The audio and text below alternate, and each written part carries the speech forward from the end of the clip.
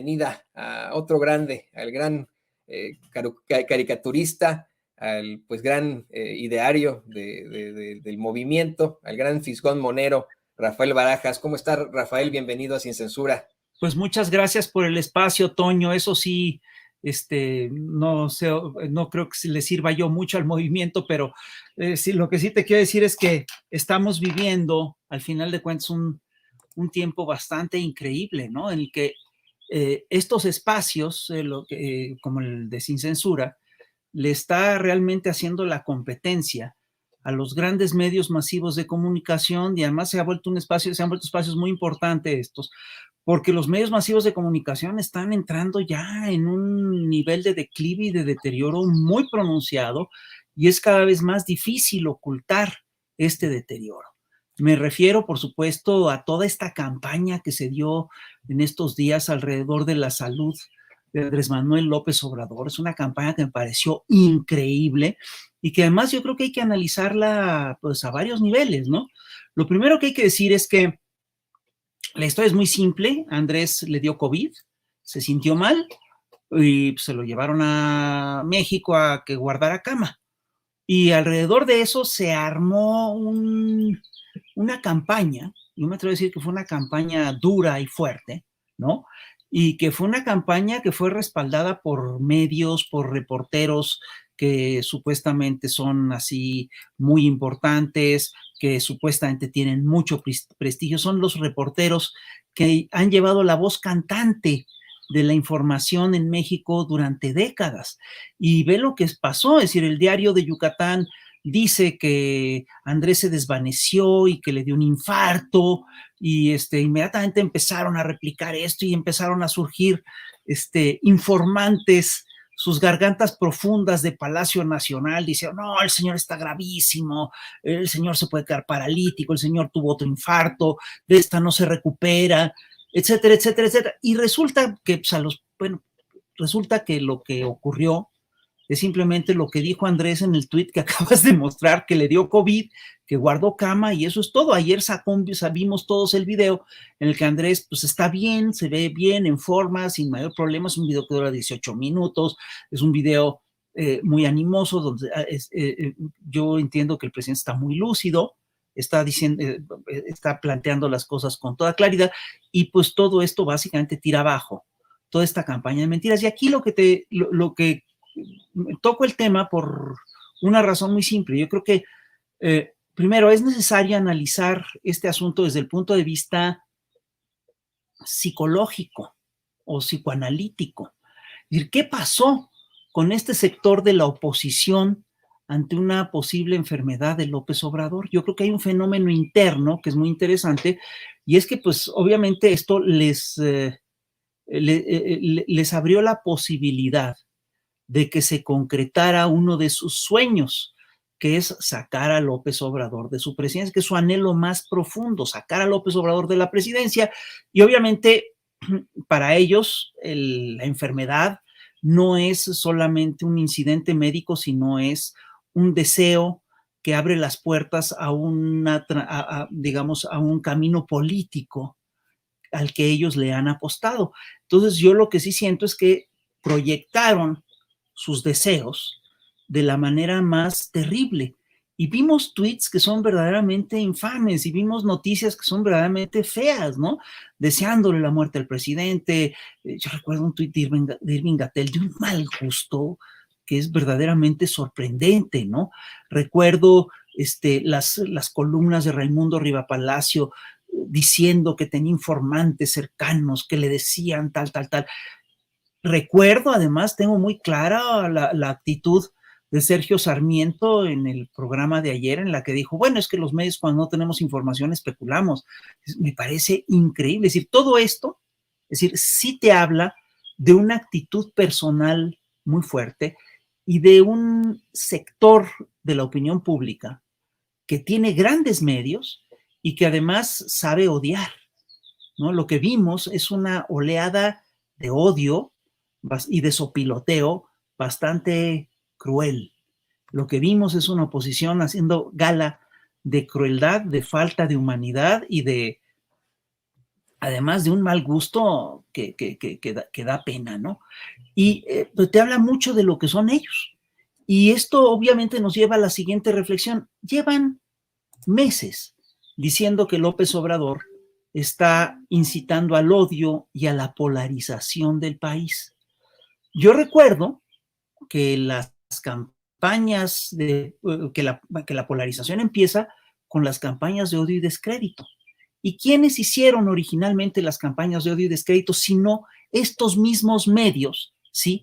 Desde el 2006.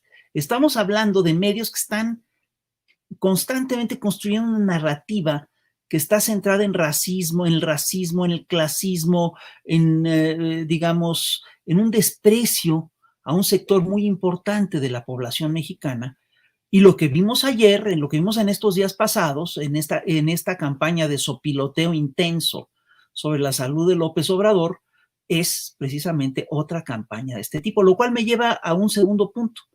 Es decir, esto que vimos en estos días no es casual, está organizado, está estructurado a varios niveles, forma parte de una estrategia mediática y de un operativo psicológico ya muy sofisticado. Yo lo que veo es que lo que están haciendo es que están probando su aparato de medios, están probando qué tanto pueden influir todavía en sectores importantes de la población, qué tanto pueden influir primero en su público y qué tanto desánimo pueden infundir en los partidarios del obradorismo. Lo que vimos ayer es básicamente una campaña de desánimo. Lo que vimos en estos días pasados, pues es una campaña de desánimo. Es una campaña que lo que busca es provocar angustia, tristeza, desazón, desesperación, desánimo, inspirar la sensación de la derrota en el movimiento obradorista en un momento en el que el movimiento está teniendo logros importantes. Se está discutiendo ya la ley minera, hay es decir, hace poco se aprobó una cantidad de leyes importantes, Delfina va adelante en las encuestas. Entonces, es un operativo que busca infundirle desánimo al sector obradorista y por lo tanto, en contraste, infundirle ánimo al sector opositor. Y fíjate que lo que llama la atención es que para esto no repararon en lenguaje, no repararon en términos agresivos, no repararon en términos violentos. Y yo sí creo que la campaña fue eficaz a cierto nivel porque gentes, amigos, estaban muy preocupados por la salud de López Obrador cuando López Obrador decía que pues, lo que tenía era COVID, ¿no? Es decir, estaba muy claro. Es decir, quiere decir que esta campaña diciendo López Obrador ya se infartó, va a quedar paralítico, ya no se va a poder mover, tuvo un infarto cerebral, tuvo un tercer infarto, etcétera. Esa campaña, sí llegó a un sector, sí llegó a tocar el ánimo de un sector duro del obradorismo. Entonces yo sí te diría que esta campaña funcionó. Y fíjate bien, a partir de entender cómo funcionan estas campañas psicológicas y mediáticas, o estas campañas psicológico-mediáticas, tenemos que entender cómo están manejando todo el resto de la información en el país. Fíjate que me llama la atención que los medios tradicionales, los reporteros del neoliberales, los reporteros del viejo régimen, pues tienen una facilidad enorme para ponerse de acuerdo en las narrativas. Saben muy rápidamente qué narrativas impulsar y cuáles no. Entonces le hacen el vacío, por ejemplo, a todo lo que ocurre alrededor de la Suprema Corte. Arman la idea de que la ministra Norma Piña está siendo víctima de una campaña de descrédito campaña de descrédito la que acabamos de ver contra López Obrador. Dicen que la ministra Norma Piña está siendo objeto de una cosa irracional y obviamente lo que usan como, digamos, como discurso es la quema de la piñata, es decir, perdón, lo que acabamos de ver, el linchamiento sobre la salud de López Obrador, es mucho más feroz que lo que se vio de la quema de la piñata de Norma Piña, de la cual quema que además nosotros hemos criticar, de la que nos hemos deslindado, en fin, ¿no? Y hay que decir que manifestaciones de violencia simbólica, como la de la quema de la piñata de Norma Piña, se han dado con mucha intensidad contra López Obrador y otras figuras de la Cuarta Transformación. Pero lo que hay que ver aquí es el peso que tienen los medios y el cómo están utilizando los medios sus instrumentos y sus herramientas, básicamente como un aparato de golpeteo. Y esto me recuerda una anécdota que me contó un caricaturista de la derecha, cuyo nombre no voy a dar, pero él trabajaba en el Heraldo y cuenta que un día va a ver al director de ese periódico, al dueño, no es ni siquiera el director, al dueño. Y el dueño lo que hace es que saca una pistola de su cajón, la pone sobre el escritorio y le dice, mire, es una cosa muy intimidante, dice, mire, esta pistola es como mi periódico. La uso para defenderme y para atacar. Y eso es lo que están haciendo exactamente los grandes medios masivos de comunicación en estos tiempos. Y lo están haciendo contra López Obrador, haciéndole la campaña a Norma Piña, haciéndole el vacío a la información que hay sobre Norma Piña y haciéndole el vacío a otras informaciones que son muy importantes. Por ejemplo, siguen realmente sin tocar el tema de los vínculos de Felipe Calderón y de Genaro García Luna con el Partido de Acción Nacional. Y en realidad le están dando un muy bajo perfil al tema del cártel inmobiliario del Partido Acción Nacional. Entonces, estamos realmente ante un aparato de desinformación, ¿sí?, que tiene la capacidad de tocar todavía nuestros afectos. Y fíjate bien, la estrategia central de todo este proyecto es muy simple, es procurar que la información vaya directamente a las emociones y no pase por el raciocinio, no pase por la reflexión. Entonces, esto es lo que es lo que son los medios espectáculo, la sociedad del espectáculo de la que hablaba Guy Debord en 1967, es esto. Te dan información que te asusta, que te aterra, que te provoca emociones intensas, y esas emociones son las que dominan el pensamiento y son las que relegan todo el pensamiento racional. Y ese es el aparato mediático con el que tenemos que lidiar. Entonces, yo sí creo que necesitamos hacer grandes reformas. Una de las reformas, por supuesto, es la reforma al Poder Judicial, pero otra reforma que está pendiente es la reforma al aparato mediático. Ahora, esa yo creo que no pasa por el gobierno, pasa primero por las audiencias, pasa por el hecho de que las audiencias tenemos que revisar qué medios vemos y qué medios no vemos. No se necesita una medida gubernamental, no se necesita una medida dictatorial, autoritaria para poner en cintura luego a estos medios mentirosos. Lo que tenemos que hacer conciencia los lectores, los espectadores, es del poder que tiene la audiencia. Basta con no comprar el Diario de Yucatán para que no te engañen. Entonces te ahorras un dinero y te ahorras un engaño.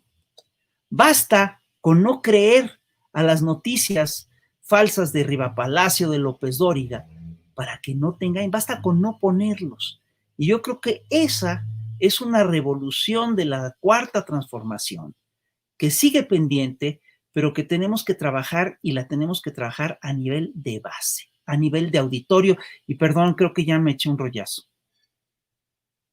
No, al contrario, es siempre muy, muy enriquecedor. Has dicho una serie de situaciones muy, muy importantes, empezando por el papel que están teniendo los medios de comunicación y que siempre han tenido, querido Rafael. Esa ha sido la realidad del periodismo mexicano históricamente, desde que obtuvimos nuestra primera noticia por un terremoto en la época de la colonia en Guatemala. Desde siempre han tenido un papel terrible. Fue hasta tiempos de insurgencia que nos llegaban algunos especie de cables desde Estados Unidos con los que pudieron actuar los insurgentes con un periodismo militante distinto, pero la verdad es que la prensa mexicana históricamente ha sido terrible y ahora están mostrando verdaderamente esos dientes, ese corporativismo.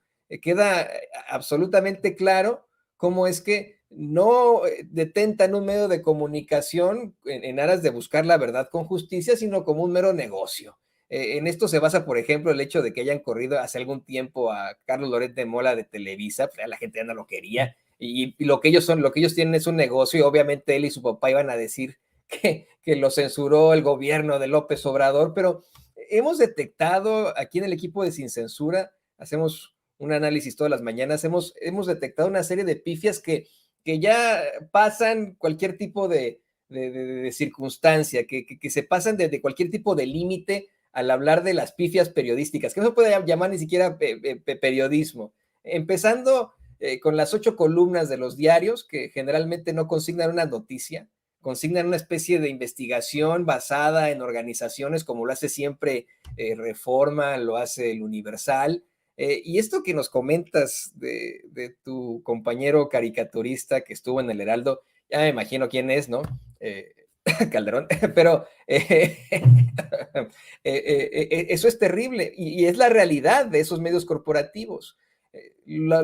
Tienen esos medios corporativos no para buscar la verdad con justicia, sino para lucrar, punto número uno, y para ser parte de la narrativa, para poder determinar algún tipo de narrativa, para poder manipular. Más que periodistas en México, y lo digo con mucho respeto para los colegas, tenemos en todo caso cabilderos, lobistas, especuladores en la conferencia de prensa de mañanera. Lo vimos esta semana con la corresponsal de Reforma, Erika Hernández, haciendo especulaciones sobre la vida de una persona, sobre la salud de una persona. Deja tú un presidente, la vida de una persona, cuando mira, eso de verdad, desde el primer semestre te lo enseñan a la Septien, que no se puede especular en el periodismo. Y lo peor de todo es esto que mencionas. ¿Cómo es que la narrativa es en cuanto al golpeteo, en cuanto a minimizar a un líder, sea cual sea, en cuanto a ponerlo, vamos, como una persona débil, con algún tipo de finalidad carroñera? Pero lo peor es que se están ignorando ciertas situaciones, y con esto le voy a pedir al equipo que nos grabe ya igual para ir con el siguiente tema. Ayer, aquí en Sin Censura, tuvimos la oportunidad de entrevistar a 2 víctimas del llamado cártel panista inmobiliario. 2 personas que pues consiguieron hacerse de los micrófonos de Sin Censura para hablar de cómo es que personajes políticos utilizaron su poder para dar permisos a construcciones irregulares, y aparte de todo fueron empresarios en todo esto. Lo peor de todo es que en estos momentos están sacando la típica cobarde, sacan la carta cobarde de la política, de esta es una persecución en mi contra. Lo niegan todo calderónicamente y dicen que es una persecución en su contra. Tú hoy publicas en la jornada un cartón muy interesante que va a poner don David en pantalla, en el que vemos ahí a Romero, el coordinador de los diputados del PAN, diciendo todo el proceso al cártel inmobiliario es una persecución política, es persecución a nuestra forma de entender, hacer y financiar la política, ¿no? Exactamente, esa es la realidad. Eso es lo que se está ignorando desafortunadamente en los medios de comunicación corporativos. Lo llevan como por encimita, como parte de un escandalillo, pero estos señores tendrían que estar ya detenidos y enfrentar a la justicia, ser los que verdaderamente se angustien, no el pueblo de México por planteamientos absurdos sobre la salud del presidente. No sé qué opinas de esto. Mira, tienes toda la razón. Y hay cosas que hay que revisar con mucho detenimiento. Yo creo que son pocos los ciudadanos, incluso en el DF, incluso en las zonas en las que operó el cártel inmobiliario, que le han dado el golpe o que tienen la dimensión de lo que hizo este grupo del PAN.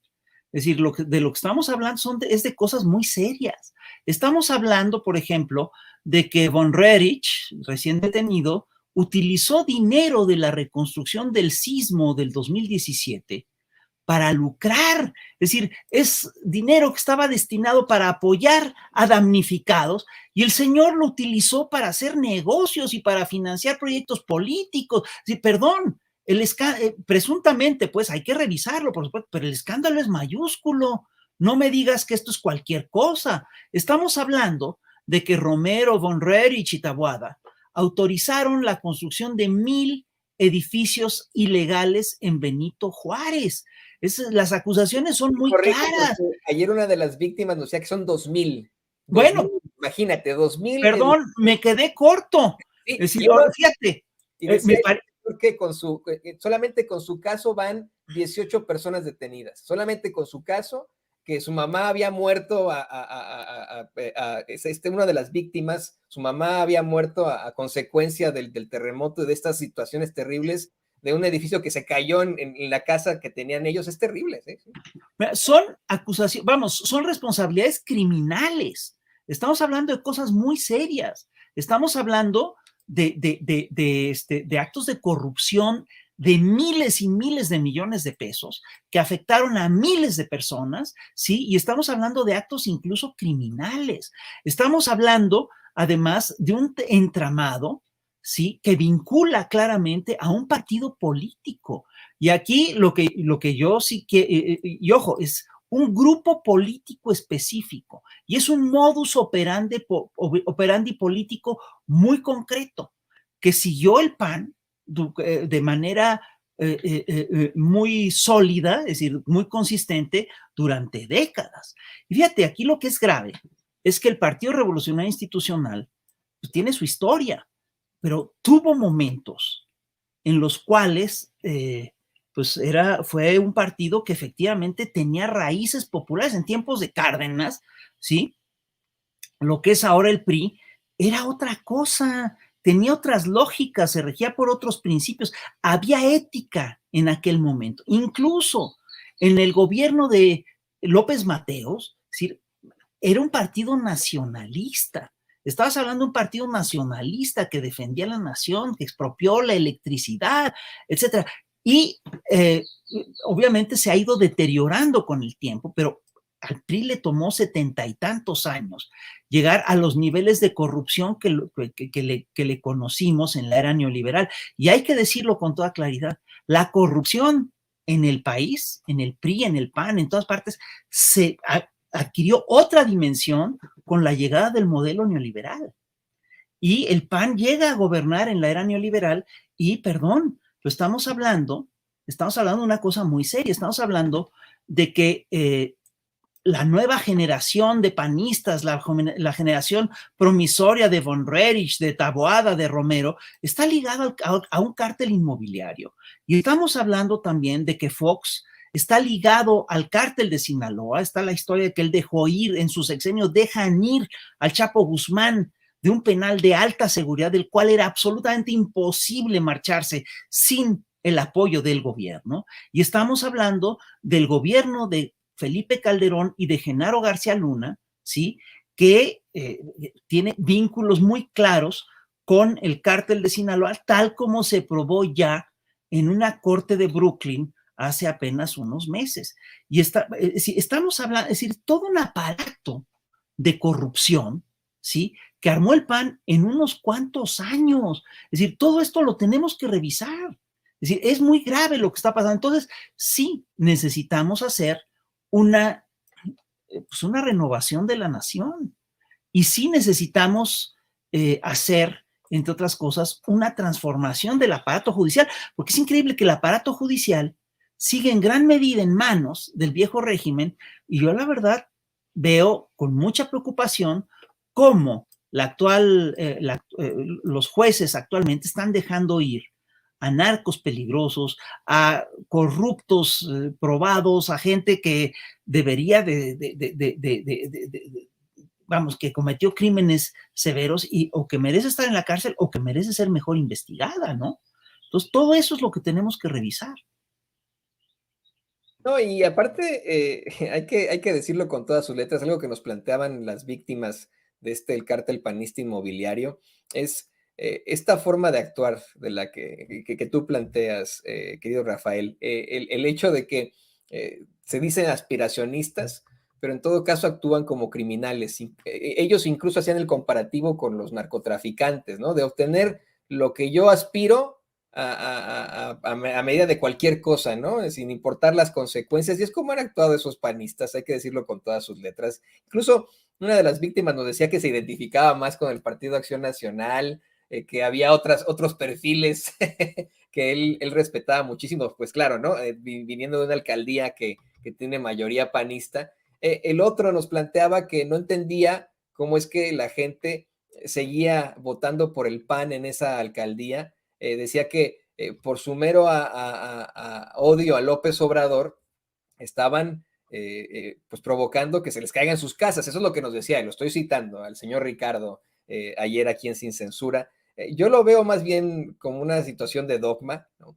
El dogma del que tú hablabas hace rato en cuanto a este odio patológico que se tiene en contra de una figura o de una ideología, y ahora pues un dogma que se está transmutando en la forma de actuar del PAN, ¿no? Es algo que me parece asqueroso de cómo es que este aparato de corrupción se armó solamente exactamente como tú dices, en unos años, y la corrupción del país adquiere una dimensión terrible. Ni siquiera gracias al PRI, es la participación del PAN, es Diego uniéndose a Carlos Salinas de Gortari, desarrollando ese neoliberalismo, pero mira, como siempre se nos va el tiempo volando. Te voy a agradecer como siempre estas participaciones tan enriquecedoras. Por supuesto que eres un gran ideólogo del movimiento del progreso, en México, estoy convencido. Sí, claro, no, por supuesto, Bueno, tus libros y tu participación como gran periodista, como gran monero aquí en Sin Censura y en todas partes, ¿no? Entonces, te agradecemos, pero te pedimos que por favor nos compartas tus redes sociales para que la gente te busque, te lea, vea tus cartones ahí en La Jornada, que son fantásticos. sí, bueno, yo trabajo en La Jornada, estoy en Chamuco TV y estoy en Twitter como fisgonmonero@yahoo.com.mx, y pues siempre es un gusto estar contigo, Toño, y pues hay que seguirle haciendo el contrapeso a estas narrativas, y hay que construir una narrativa fundada en la verdad, no en las mentiras que arman estos señores que son verdaderamente insostenibles, tan insostenibles como los edificios que se les caen. No, y mira, aquí te lo voy a decir, si alguna vez llegas a estar en nuestro escritorio, en lugar de presentarte una pistola, te voy a dar una pluma, te voy a regalar mi pluma, de hecho, por aquí la tengo. Y mi pluma va para ti también, para que Muchas la uses gracias. como tú gustes y que la use como quien quiera, quien Sin Censura, donde ahí sí me voy a vanagloriar y voy a ser arrogante, aquí sí luchamos por la verdad con justicia y aquí sí somos periodistas, pero me dio mucho gusto platicar contigo, Fisgón. Estamos, Igualmente, cuídate mucho. ahí lo tiene el gran periodista monero, Fisgón, Rafael Barajas, aquí